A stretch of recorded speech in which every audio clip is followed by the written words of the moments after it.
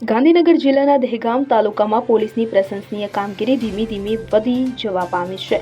દહેગામની surveillance team દવા, દારૂ અને જુગારને નેસ્તનાબૂદ કરવા માટે કડક ઝુંબેશ આદરી છે। ત્યારે દહેગામથી કપડવંજ તરફ જતા મધુવન સોસાયટી નજીકથી ફરજ બજાવી રહેલા પોલીસ હેડ કોન્સ્ટેબલ સચિનભાઈની ચોક્કસ બાતમી મળી હતી કે નહેરુ ચોકડી તરફથી એક સફેદ કલરની મારુતિ સુઝુકી સ્વિફ્ટ ગાડી વિદેશી દારૂ ભરેલી હાલમાં મધુવન સોસાયટી પાસે TP3 રોડ પરથી પસાર થવાની છે। આ બાતમીના આધારે પોલીસે વાહનોની આડમાં મૂકીને રોડ પર ગાડી રોકી પાડી હતી અને તપાસ કરતા ગાડીની અંદરથી વિદેશી દારૂની કુલ 10 પેટીમાંથી 335 બોટલ ક્વાર્ટર્સ મળી આવ્યા હતા, જેની કિંમત ₹1,54,700 થાય છે।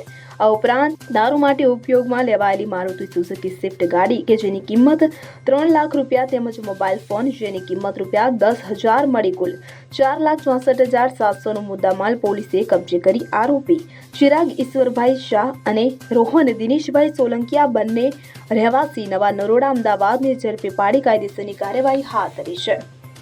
અગરસિંહ ચૌહાણ સાથે CN24 ન્યૂઝ હરસોલી દહેગામ। હવે જુઓ દેશ દુનિયાની તમામ ખબરો તમારી આંગળીના ટેરવે।